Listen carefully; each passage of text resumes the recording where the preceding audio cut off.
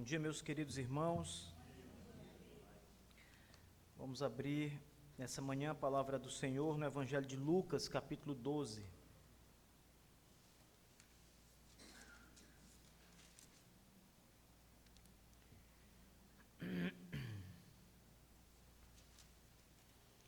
Mantenham as suas Bíblias abertas em Lucas 12, meus irmãos.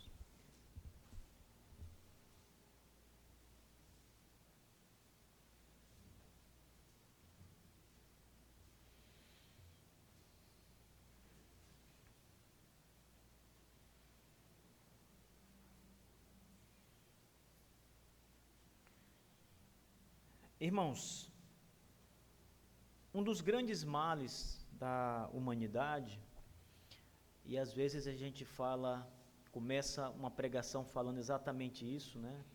Um dos grandes males da humanidade, e parece que está tão distante da gente, parece que a humanidade, nós não fazemos parte dela, e eu estou falando de uma coisa além de nós mesmos, mas o que eu vou falar aqui diz muito respeito a nós mesmos. Então não olhe só para outras pessoas, você precisa olhar para você mesmo agora.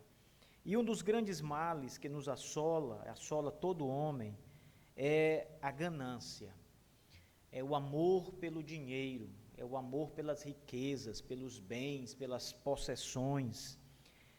E muitas vezes nós acabamos concentrando a nossa vida, o sentido da nossa vida passa a ser acumular bens e riquezas. Você sempre quer ter a sua conta bancária segura, com dinheiro lá para necessidades, você pensa no futuro, você pensa na família, você pensa em você mesmo, pensa naquilo que você vai deixar. Então sempre você pensa numa reserva, num fundo, de maneira que a sua vida começa a se concentrar em atingir esse objetivo. E isso começa a ser a coisa mais importante da vida. Você vive para atingir esse objetivo. Você acorda todas as manhãs para correr atrás do seu sonho, do seu objetivo. E isso acontece com dinheiro, isso acontece com bens, isso acontece com propriedades, a luta incessante pelas possessões, para ter as coisas, irmãos, bens materiais, carros, casas, roupas, coisas que o dinheiro pode proporcionar, fazer viagens, enfim, a vida se concentra nisso. Eu não estou aqui fazendo nenhum tipo de apologia à pobreza, dizer que a pobreza é bom, que nós temos que ser pobres, que nós não precisamos de recursos, não é isso. Nós precisamos saber diferenciar aquilo que é necessário e aquilo que é mais importante. Os recursos financeiros são necessários, mas eles não são a coisa mais importante. Ter bens são coisas necessárias para a nossa vida, para o nosso bem-estar, para a nossa família, mas não são a coisa mais importante. Então, o grande fundamento que assola a humanidade não é simplesmente as possessões, mas fazer das possessões as coisas mais importantes. Nós temos uma história que Jesus contou numa parábola em Lucas capítulo 12, que vai despertar, eu espero, os nossos pensamentos em relação a isso. Então vamos para Lucas 12, a partir do verso 13. Geralmente essa parábola é chamada de parábola do homem insensato ou do rico insensato. Nós vamos começar no verso 13 para entender um pouco mais do contexto em que o nosso Senhor Jesus contou essa parábola. E disse-lhe um da multidão: Mestre, fala ao meu irmão que ele divida comigo a herança. E ele lhe disse: Homem, quem me fez por juiz ou um divisor entre vós? E ele disse-lhes: Acautelai-vos e guardai-vos da cobiça, porque a vida do homem não consiste na abundância das coisas que ele possui. E ele falou-lhe uma parábola, dizendo: a terra de um certo homem rico produziu com abundância. E ele pensava consigo mesmo, dizendo: o que eu farei, pois não tenho espaço para guardar os meus frutos? E ele disse: eu farei isto: derrubarei os meus celeiros, edificarei maiores, e ali colocarei todos os meus frutos e os meus bens. E eu direi à minha alma: alma, tens em depósito muitos bens para muitos anos. Descansa, come, bebe e alegra-te. Mas Deus lhe disse: tolo, esta noite te requisitarão tua alma. E de quem serão estas coisas que tu preparaste? Assim é aquele que para si ajunta tesouros e não é rico para com Deus. Amém. Vamos agora ao Senhor em oração. Pai Celeste, nós somos gratos, Senhor nosso Deus, por termos a direção do Espírito Santo pela Tua palavra em nossas vidas, ó Deus. Nós somos fáceis, Senhor Deus, de cairmos na tentação das riquezas e de nos tornarmos homens avarentos ou gananciosos, ou mesmo fazer da riqueza ídolos. Livra-nos disso, Senhor Deus, para que o nosso coração não fique preso às coisas menos importantes e até pecaminosas. Poderoso Deus, guia-nos essa manhã com a Tua palavra pelo Espírito Santo da verdade, para que venhamos a preencher nossa alma com as riquezas do Evangelho, para que o ensino do Senhor sobre este assunto seja claro em nosso coração e nos faça crescer, nos fortaleça, nos edifique e nos faça olhar plenamente, Senhor Deus, para as coisas que são mais importantes. É o que nós te suplicamos nessa manhã, para a glória de Jesus Cristo, nosso Salvador. Amém. Então aqui está a parábola de um rico que era insensato, um rico louco, como diz a Escritura Sagrada. Essa parábola, ela foi contada num contexto bem interessante para examinarmos. O contexto aparece logo nos versos iniciais. O Senhor Jesus estava, como muitas vezes, reunido em algum lugar para pregar ou apenas passando por algum lugar. E o texto diz que uma pessoa na multidão, nós não sabemos se esse homem era um discípulo de Jesus, provavelmente ele não fosse discípulo de Jesus, mas sabemos que ele estava acompanhando o Senhor Jesus. Então, alguma coisa atraía esse homem, alguma coisa em Cristo atraía esse homem, porque ele acompanhava o Senhor, e ele estava ali com o Senhor. Esse homem fala de um irmão, ele fala sobre uma herança que foi deixada, e o irmão não quer dividir a herança.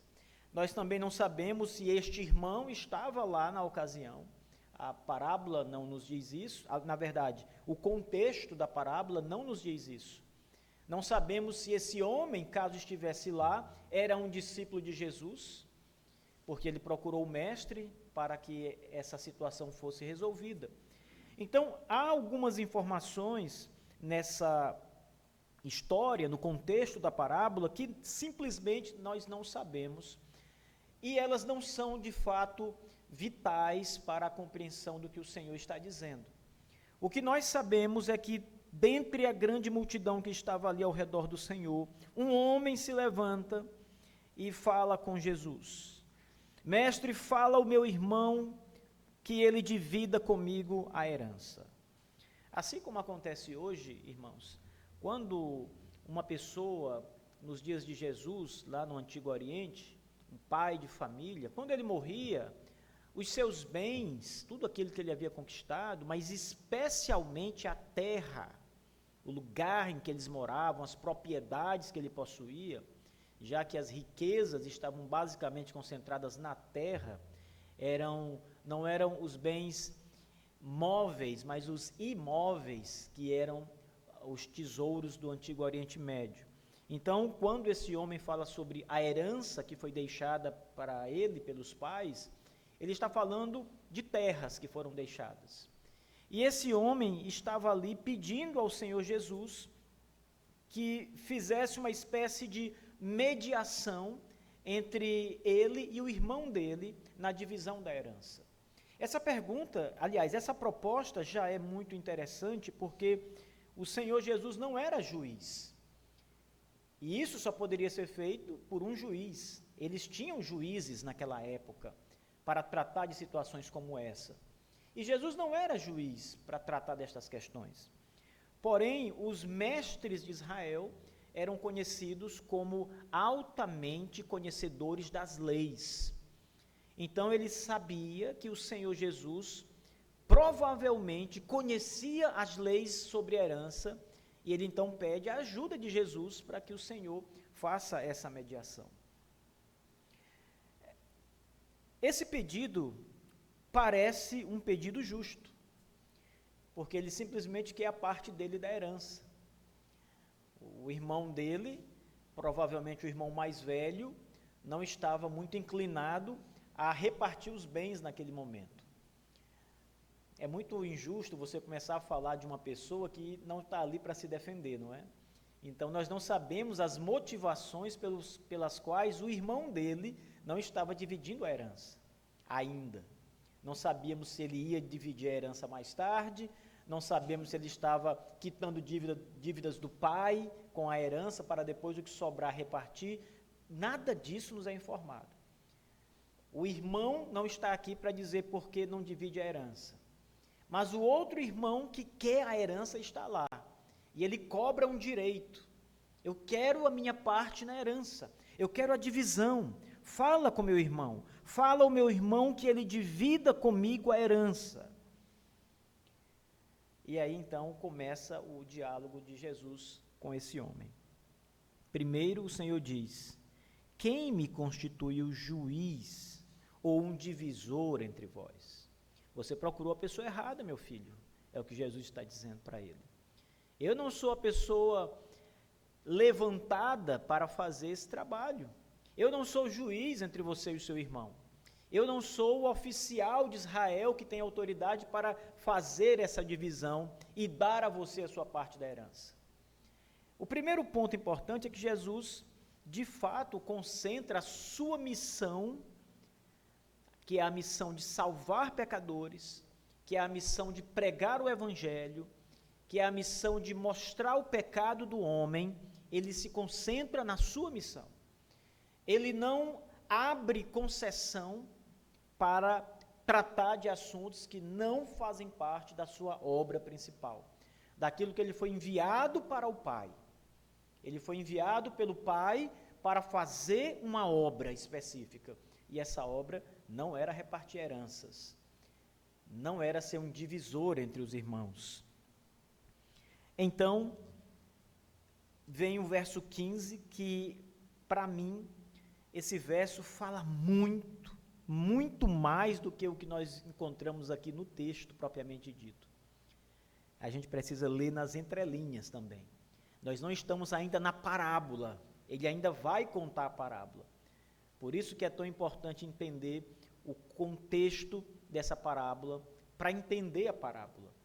O nosso Senhor Jesus Cristo, lembrem, ele é o Logos divino. Ele é o Deus que se fez carne. Então, ele é Deus. Ele sabe todas as coisas. E ele conhecia muito bem o coração daquele homem que foi pedir a divisão da herança. Ele sabia o que se passava por trás daquele pedido. Ele sabia o desejo do coração daquele homem. Tem uma passagem bem interessante em que a Escritura diz que Jesus está no meio ali de algumas pessoas, incluindo fariseus, e ele sabia os seus pensamentos. O texto diz com muita clareza: e o Senhor, conhecendo os seus pensamentos. Jesus, nesta passagem, conhecia os pensamentos daquele homem que pede para que a herança fosse dividida. E o Senhor apontou no coração daquele homem a ganância, irmãos. Veja o que Jesus diz a todos que estão ali. Ele está dialogando com aquele homem que quer a sua herança dividida, e Jesus dá a resposta para ele, uma negativa: eu não sou juiz para fazer a divisão. E então Jesus se volta para todos, incluindo aquele homem e os demais que estão ali, e o Senhor diz: acautelai-vos e guardai-vos da cobiça. O coração daquele homem era cobiçoso das coisas materiais. Aquele homem é um retrato da humanidade, irmãos. É um retrato do homem que busca tudo, que conquista tudo, que quer coisas, que vive para as coisas, que quer os seus bens, quer juntar, prosperar. E a palavra de Cristo sobre isso é: acautelai-vos. Tenham cautela, cuidado. Ter cautela é ter muito cuidado, seja cauteloso, cuidadoso. O Senhor diz: acautelai-vos e guardai-vos da cobiça. Irmãos, a cobiça, ela é como a serpente do jardim do Éden. Ela é sagaz, ela é escorregadia. Como diz um pastor amigo meu, ela é ensaboada. Ela vai deslizando por você, pela sua vida, e você nem vai percebendo que começa a se tornar uma pessoa cobiçosa, uma pessoa amarrada às coisas dessa vida, aos bens, à fortuna, à riqueza.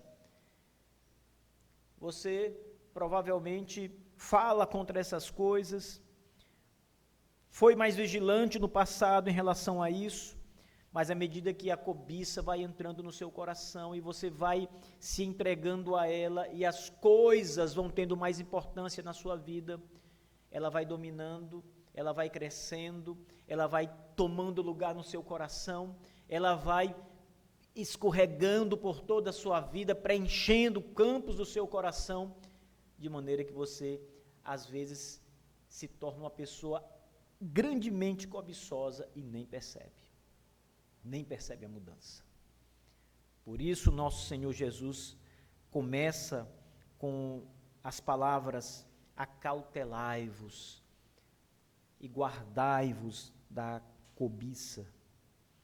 A vida de um homem não consiste na abundância das coisas que ele possui. Essa é a explicação de Cristo por que nós devemos guardar o nosso coração de cobiçar as coisas, de querer ter tudo, de querer ter muito, de juntar muito. Porque a nossa vida, e a vida que Cristo fala aqui, é a vida de verdade. A vida de um homem, ela não se realiza, ela não consiste em bens materiais. Tem uma história bem interessante, irmãos, eu já contei para vocês uma vez, mas vale a pena repeti-la. É sobre a morte de Alexandre o Grande, conquistador da Macedônia, o grande Alexandre, filho de Filipe, o rei Filipe da Macedônia. E Alexandre, ele conquistou tudo que um homem pode pensar. Ele conquistou grandes territórios, tinha poderosos exércitos, riquezas sem fim, ouro, pedras preciosas, rubis, diamantes, esmeraldas, tudo. Riqueza de todas as nações, de todas as culturas, cidades com seu nome, tudo, imaginem. Tudo Alexandre possuía, mas ele caiu doente. E há uma história sobre Alexandre, em que, estando ele à beira da morte, ele chama os seus oficiais, e pede aos seus oficiais, e quando ele morrer, ele sabe que vai morrer, ele estava prestes a morrer, os seus oficiais coloquem todas as suas riquezas de um lado e de um outro, fazendo um grande corredor. Coloquem ouro, coloquem as pedras preciosas, coloquem tudo, todos os meus tesouros. E quando eu estiver morto, eu quero que o meu caixão seja transportado e eu quero estar em cima dele com as mãos para fora, abertas. Porque eu quero passar e tocar nas minhas riquezas, em todas elas. Mas eu quero mostrar que o homem não leva nada, as riquezas todas vão ficar, e eu serei sepultado só. Veja, Jesus está dizendo, irmãos, exatamente isso. A vida do homem não consiste nos bens que ele possui. Nós vamos morrer, e para quem ficará a nossa riqueza? Tem um vídeo bem interessante na internet, não sei se vocês já tiveram a oportunidade de ver, mas ele diz assim: daqui a 100 anos, 100 anos é nada, irmãos, é pouco tempo.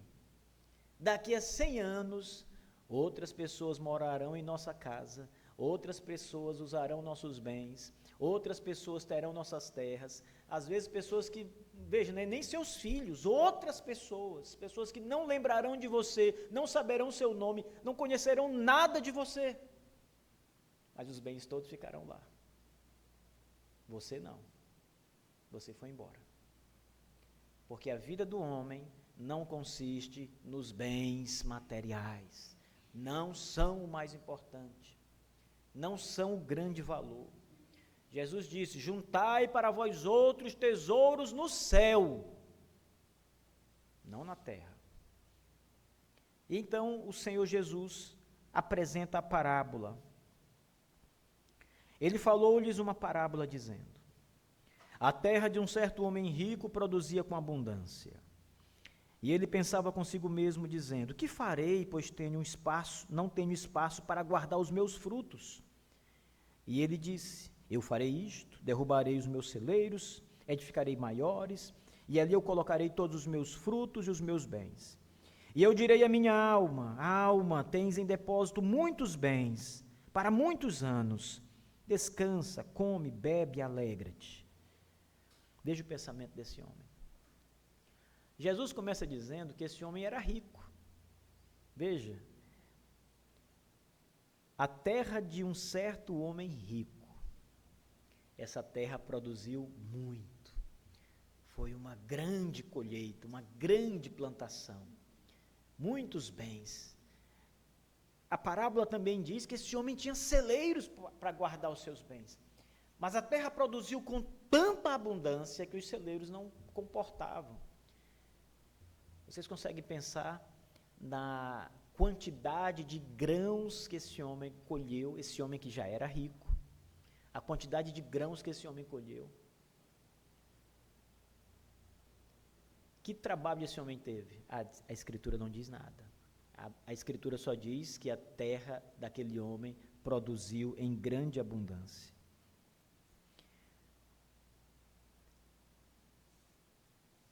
A terra de um certo homem rico produziu com abundância. Irmãos, a pessoa que labuta com o campo, especialmente nessa época, ela simplesmente esperava que o Senhor Deus fizesse aquilo que só Ele pode fazer. Regasse a terra com chuva, fizesse a semente germinar, brotar, esperasse que o Todo-Poderoso não permitisse que as pestes chegassem na colheita, gafanhotos, lagartas, etc. Esperava que os ladrões não saqueassem a colheita, ou não pusessem fogo na colheita, porque havia muito isso. Veja, coisas que só Deus pode impedir. Então a parábola começa dizendo que Deus fez com que a terra daquele homem produzisse muito. Um homem rico, um homem cheio de dinheiro, um homem que certamente não precisava de mais riquezas, porque ele já era rico. Mas mesmo assim a terra produziu abundantemente. Irmãos, uma vez, olhando para o texto de Tiago fala sobre riquezas, e ouvindo uma pregação sobre isso, o pastor disse o seguinte: às vezes Deus concede riquezas para pessoas se perderem nela. Então a riqueza não é, neste sentido, uma bênção de Deus. é uma maneira de alimentar um coração que está preso pela ganância. A Escritura vai falar em muitas passagens, com muitos exemplos, que a riqueza, ela pode levar o homem à perdição. A riqueza não é má em si mesma, porém, a ganância do coração humano diante da riqueza pode afastá-lo cada vez mais de Deus. Cada vez mais. Então, nós temos um caso que me parece ser bem em conta aqui. Esse homem rico, que era muito ganancioso. Vocês perceberam que esse homem não tem família? Ele não fala de filhos, ele não fala da esposa dele, ele não fala de amigos, ele só fala consigo mesmo. Eu farei isso, direi para a minha alma. É ele sozinho, irmãos. Ele é solitário. Isso era um contraste com os dias de Jesus, porque naqueles dias as sociedades, elas eram bem unidas, os homens tinham muitos amigos, as famílias eram numerosas, eles falavam sobre essas coisas em comunidade, mas esse homem está sozinho, e suas riquezas, ele e seu dinheiro, e seus tesouros. Um homem rico que recebe mais riqueza, riqueza incalculável, riqueza em abundância. E o coração daquele homem, que deveria voltar-se para o próximo, dividir, ele só pensa em si mesmo. A parábola está dizendo isso. Ele só pensa em usufruir a riqueza dele com ele. Diz então a minha alma, descansa alma.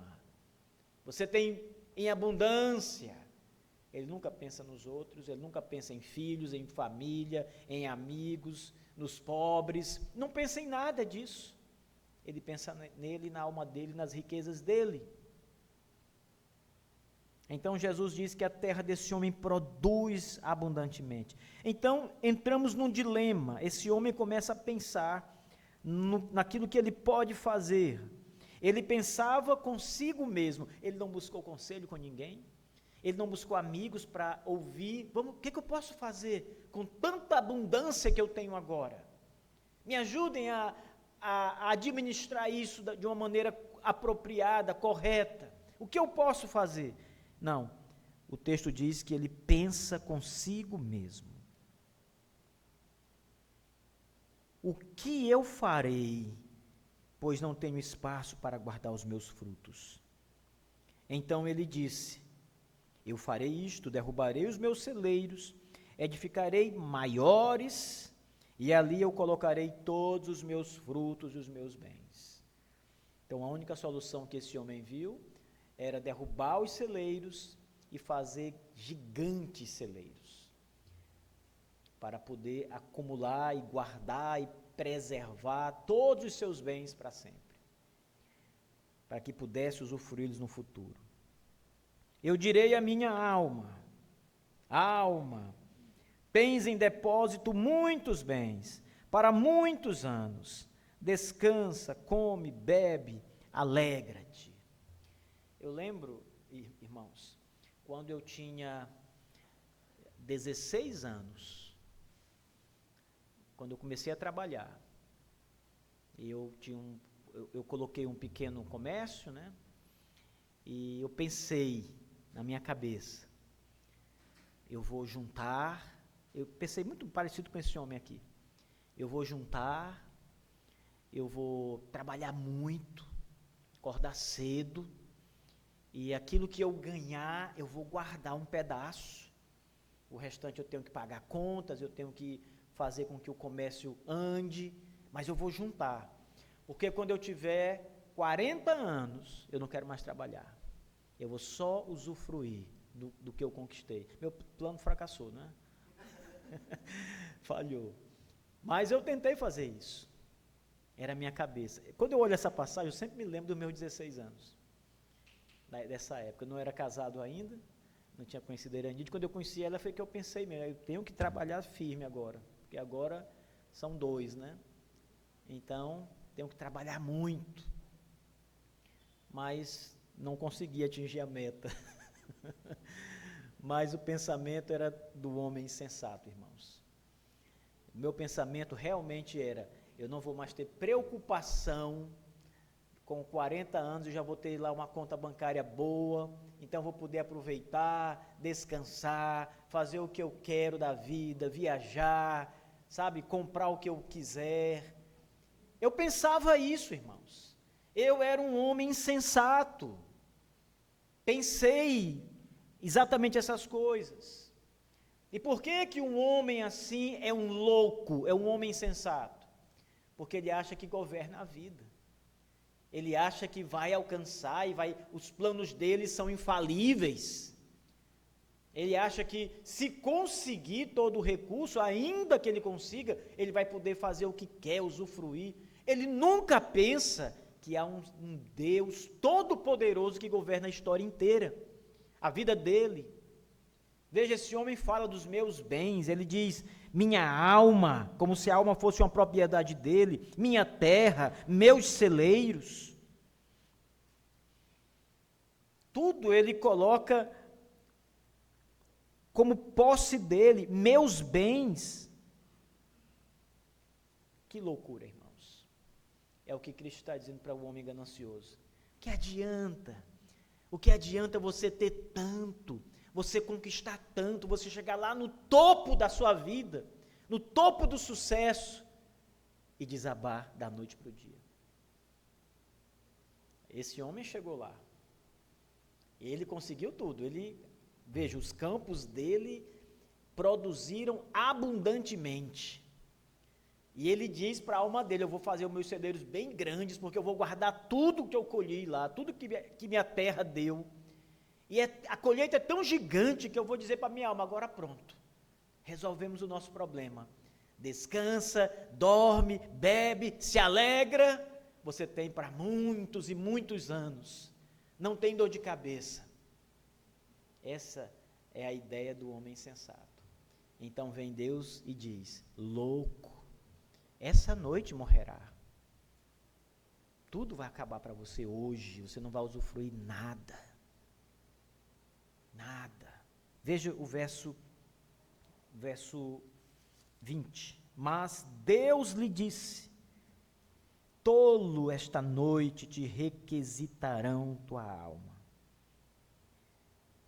O primeiro ponto, irmãos, aqui importante nessa parábola, é que a ganância por si só, ela já é pecaminosa, nós sabemos disso. Mas ela não garante a você o usufruto daquele que você guarda, junta, trabalha e se esforça com esmero para conquistar. Ela não garante que você vai usufruir disso. Quando você concentra toda a sua vida nos bens materiais, não é uma garantia que você vai usufruir deles. Não é. Aqui na parábola, o homem não usufruiu dos seus bens. Porque na mesma noite em que ele planejou tudo isso, o Senhor disse a ele, essa noite pedirão tua alma. E olhe como Jesus, na verdade, como Deus na parábola, fala ao homem, no verso 20, tolo. Tudo é tolice. A palavra tolo é uma palavra que pode ser traduzida também por loucura. Louco. O homem que acredita que a ganância, as riquezas, os bens materiais são a sua vida. A vida só tem futuro, só tem graça se eu tiver os bens materiais. Para Deus isso é loucura, irmãos. Ter essa cosmovisão, essa mente, é loucura segundo as Escrituras Sagradas. Não é sabedoria do alto. Louco, essa noite te pedirão a alma. E ele estava sozinho. Sozinho. E Deus diz, para quem vai ficar todas as tuas conquistas? Não tem mulher, não tem filhos, não tem amigos, não tem ninguém. Essa noite te pedirão tua alma, e de quem serão estas coisas que tu preparaste? Trabalhou para quem? Conquistou tudo, para quem usufruir no final das contas? Não será ele, não deixará para a própria família. E Jesus está contando essa parábola, não percam o fio para aquele homem que queria repartir a herança, porque o coração dele era ganancioso. E Jesus está dizendo, olha, não concentre a tua vida nos bens, não morre pelos bens. Você pode não usufruir seus bens. Essa noite pedirão a tua alma. Tem uma história bem interessante que foi contada por um homem que leu essa parábola, o nome dele é Kenneth, e ele comentou essa parábola no Evangelho de Lucas, e no final do seu comentário, ele escreveu uma espécie de poema, uma poesia, algo assim. E ele contou a história de dois homens, dois irmãos, e esses irmãos haviam perdido o pai. Um irmão era muito rico, e o outro irmão era muito pobre, pobretão, não tinha nada. O homem rico não tinha nenhum filho, não conseguiu ter filhos. O homem pobre tinha uma dúzia de filhos, casa cheia de menino, de gente. E então, quando o pai morre, os dois irmãos vão até a casa do pai, vê lá o corpo, sepultam seu pai, e tem a herança do pai, as terras, muita terra o pai tinha. E à noite o homem rico ficou pensando, com dó do seu irmão. O pai havia dito que a metade da terra era para um e a metade para o outro, né? E o irmão rico disse, meu Deus, não é justo o que o nosso pai fez. Meu irmão é pobre, meu irmão não tem nada, cheio de filhos, não tem nada para alimentar, comem com necessidade. Eu vou à meia-noite e vou arrancar o marco da terra e vou dar uma parte bem maior para o meu irmão, vou ficar só com um pedaço, uma tirinha só.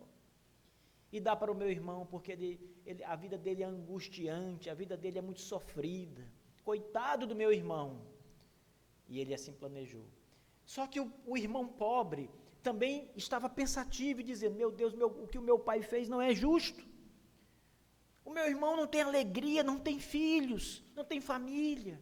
Meu Deus, eu vou meia-noite arrancar o marco e colocar uma grande parte de terra para o meu irmão, para aliviar a dor do meu irmão de não ter a alegria de ter filhos com ele e tal. Eu tenho minha casa feliz, alegre, cheia de filhos. E um queria ajudar o outro. À meia-noite os dois se encontram no marco da terra. E se abraçam, um conta a história para o outro que planejou fazer, e se abraçam ali. Essa história é um pouco diferente da história desse homem aqui, irmãos, mas ela nos mostra onde nosso coração tem que estar, a coisa mais importante que nós temos que fazer. E veja, isso não nasce do nosso próprio coração, isso vem do nosso mestre, é o ensino do nosso Senhor Jesus Cristo. Tudo isso é obediência ao Evangelho que Jesus nos deixou, pregou na terra. Amar o próximo, não cultivar riquezas em abundância para que o nosso coração não se prenda a elas, não ser preso pelas riquezas. Deus nos deu propriedades, nos deu condições para que nós saibamos administrar bem.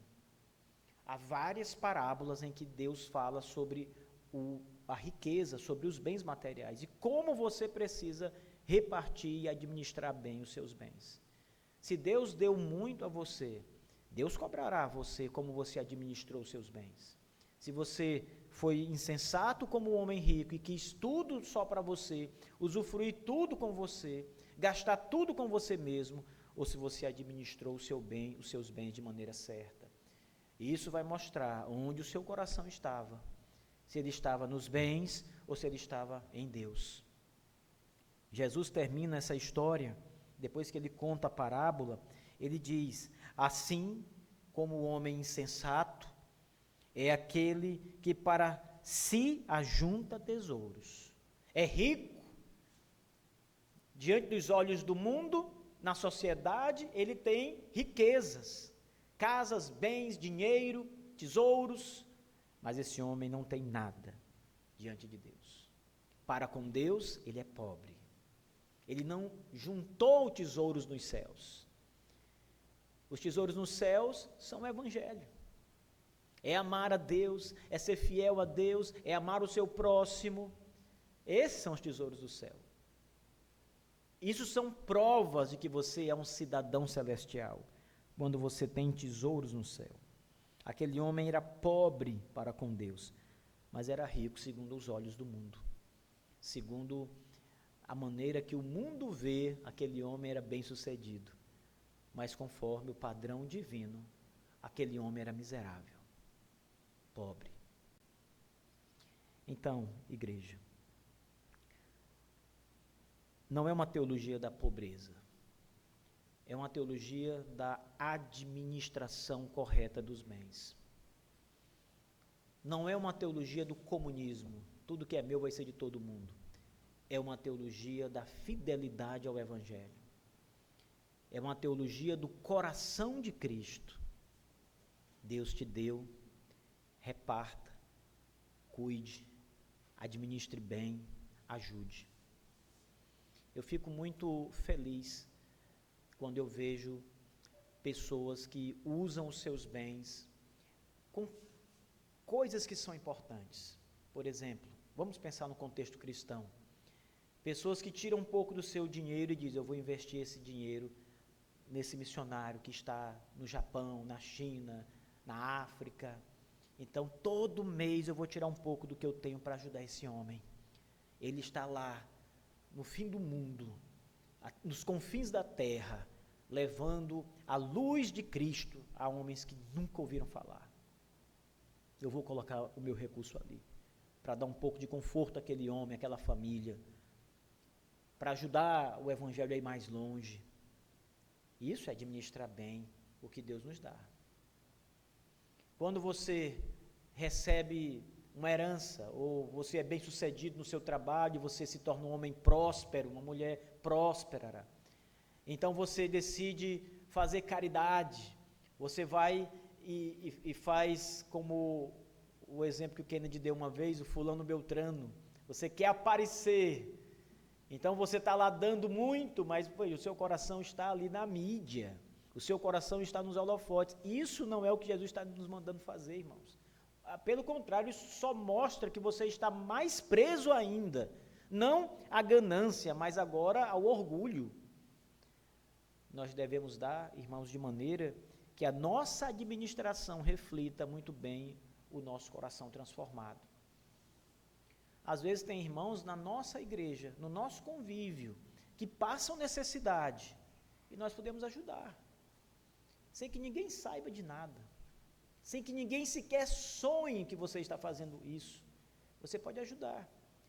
Às vezes, do lado da sua casa, tem pessoas que passam grande necessidade, você passa todo dia por elas, você pode ajudar pessoas assim. Então, repartir os seus bens com pessoas que precisam, necessitados, é o Evangelho, irmãos. Eu não estou falando aqui da teologia da missão integral, porque ela é uma heresia. Eu estou falando de um Evangelho que é conforme o coração de Cristo. Eu não estou falando de salvação por obras, de pessoas que vão dar achando que vão ser abençoadas porque estão dando, uma troca. Não é isso. É de viver conforme o ensino de Cristo. É a teologia do bom samaritano, o nome dessa igreja, que parou para ajudar aquele judeu que estava caído, roubado, ferido, e ele leva o homem para a hospedaria e paga todos os custos, paga a hospedaria, ainda deixa dinheiro, e ainda diz, se precisar de mais, pode usar o recurso que na volta eu pago tudo. A teologia que mostra que um homem considerado inimigo do outro foi o que teve coragem de ajudar o necessitado. O nosso Senhor Jesus Cristo era assim. Ele ajudou as pessoas, ele curou enfermos, curou doentes, se preocupava com os famintos, mandou comprar comida para os que estavam com fome. O nosso Senhor era assim. Agora precisamos ter equilíbrio para não pensar e nem fazer dessa teologia uma teologia política, porque essa é diabólica e infernal. É usar as Escrituras e a própria fé cristã para propósitos outros que não o avanço do reino de Deus. O avanço político, mas não o avanço do reino de Deus. Então, nosso coração é que deve ser vigiado. Por isso Jesus diz as palavras: acautelai-vos, guardai o vosso coração. Ele é que deve ser cuidado para que ele não seja dominado pela cobiça, o desejo desenfreado de riquezas, e por outro lado, para que ele possa compartilhar o mesmo coração de Cristo, vivendo como nosso Senhor Jesus Cristo. Irmãos, todas as coisas devem ser feitas para a glória do nosso Deus. E quando nós vivemos e administramos bem as riquezas, o tempo que nós recebemos de Deus, o tempo é uma riqueza também, e nós fazemos isso da maneira correta e adequada, nós somos aprovados pelo Senhor. Deus vai dizer, certamente, este segue os passos do meu Filho, Jesus Cristo. Busca viver como ele viveu. E assim deve ser, meus irmãos. Que o nosso coração seja mais gentil, menos ganancioso. Que o nosso coração esteja disposto a repartir. Uma das coisas que eu aprendi ao longo da vida, irmãos, por várias situações, vivendo situações reais, é que repartir requer confiar em Deus. Às vezes nós temos um momento do ofertório e achamos que temos tão pouco dinheiro na conta e muitas coisas para pagar e não vamos dar porque se a gente tirar, vai faltar para uma outra coisa. Esquecemos de confiar em Deus. Às vezes passamos na rua e vemos pessoas necessitadas que podemos estender a mão para ajudar, mesmo com pouco, e não fazemos isso porque vai faltar para alguma coisa que você programou e você esquece de confiar que aquele que tem os celeiros dos céus abertos é quem derrama sobre nós, é quem nos dá, é quem nos enriquece, é quem nos dá tesouros, é quem abre as portas para nós. Então, quando você tem um coração disposto, como o coração do nosso Senhor Jesus Cristo, você está declarando também que confia em Deus, na graça, na soberania, na provisão do Senhor, na providência do Senhor em sua vida. Então, dar, ser generoso, repartir, é confiar em Deus. É uma prova de confiança no Senhor. Aquela pobre viúva que estava ali no gasofilácio, e Jesus diz aos seus discípulos: vejam, aquela mulher, viúva, pobre, é viúva e é pobre, é a situação mais miserável do Antigo Oriente, é ser viúva e ser pobre, sem filhos para cuidar dela. Ela tem uma moeda que não vale quase nada, dá para comprar uma bala, e ela coloca tudo que ela tem, aquela moeda é tudo que ela tem, no gasofilácio. E olha, o nosso mestre está vendo aquilo, e ele diz: ninguém deu mais do que aquela mulher, ela foi a mais generosa de todas as pessoas aqui, incluindo os homens ricos que deram grandes quantidades. Por quê? Porque ela deu todo o tesouro que ela tinha. Os outros deram partes, ficaram com muito reservado. Ela deu tudo. Generosidade. Por que aquela mulher deu tudo? Vocês já pensaram nisso? O que levou aquela viúva pobre a entregar tudo que tinha? Ela queria morrer, se sentar para morrer? Providência, irmãos. O sustento vem das mãos de Deus. Os passarinhos não plantam, mas colhem. As árvores não tecem suas roupas, mas são as mais bem vestidas. É o que Jesus está dizendo naquele ensino. E ele diz: e vós, que o nosso Pai ama mais do que todas estas coisas, o nosso Pai vai deixar faltar para vocês?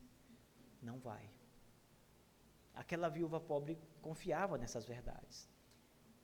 Nós temos que confiar nessas verdades, ou o nosso coração vai ficar preso às riquezas, achando que elas são o nosso verdadeiro sustento, e vamos viver por elas, quando na verdade devemos viver com confiança em Deus, e dar ouvidos ao Evangelho e repartir o que é nosso, administrando corretamente nossos bens. Que o Senhor nosso Deus vos ajude, meus irmãos.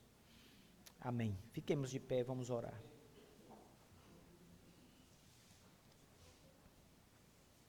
Curve a cabeça por um instante.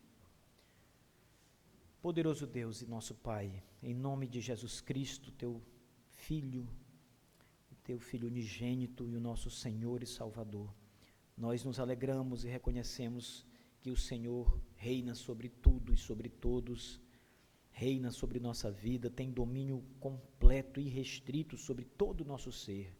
É o dono de nossa vida, de nossas propriedades, riquezas, possessões. É o Senhor que nos dá, que distribui tudo como te apraz. É o Senhor que mantém, é o Senhor que nos livra do roubo dos ladrões. É o Senhor que guarda nossa vida, nossos bens mais preciosos. Obrigado, Senhor. Nós te louvamos e te agradecemos, Pai. E nós te suplicamos, Senhor Deus, que o nosso coração seja tratado pelo Senhor, para não se tornar como o coração insensato do homem rico desta parábola. Que a nossa esperança esteja em Cristo, que vivamos o Evangelho como Cristo nos ensinou, nos orientou. Que a riqueza não seja a fonte de tudo para nós, que a riqueza não seja o mais importante para a nossa vida, mas que a nossa confiança, Senhor Deus, esteja plenamente em Ti, e que nós possamos descansar no Senhor, e ser felizes no Senhor com aquilo que temos, com o que agradou ao Senhor nos dá para administrar. Ó Deus, aqueles que ainda não administram bem, e eu falo começando por mim e por qualquer irmão nesta igreja, que o Senhor Deus trate o coração, que o Senhor Deus opere de maneira maravilhosa para que os olhos sejam abertos e para que o coração não seja insensato, mas como o coração do nosso Salvador.